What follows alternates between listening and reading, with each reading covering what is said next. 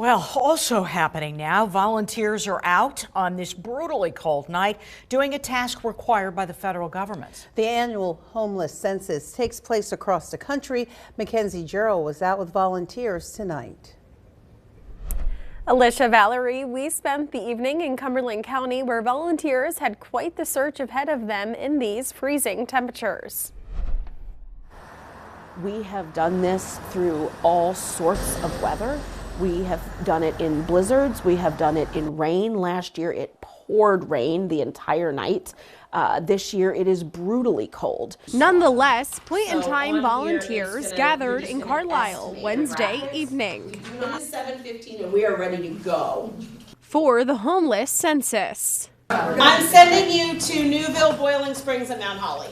It's so cold that it's really truly dangerous for anybody who is unsheltered to be out. So it's important for us to find folks not only for the census but to offer them shelter. The census, a federally mandated requirement of the United States Department of Housing and Urban Development. HUD uses the statistics to judge where they should be distributing federal dollars to help with folks who are homeless and in need of shelter and other services.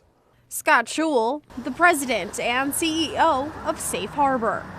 So it's important for us to make sure that we give an accurate count of the people in Cumberland County who are either sheltered or unsheltered so that we're able to get an appropriate amount of funding so that we can help them.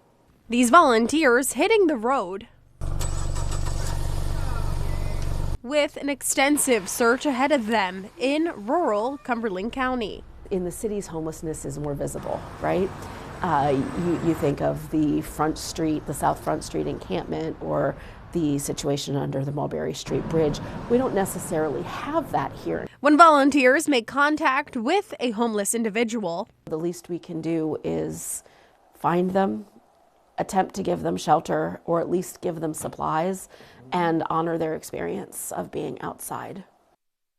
Another round of those search efforts just kicked off at 11, and stick with us on air and online as we learn more about the census results.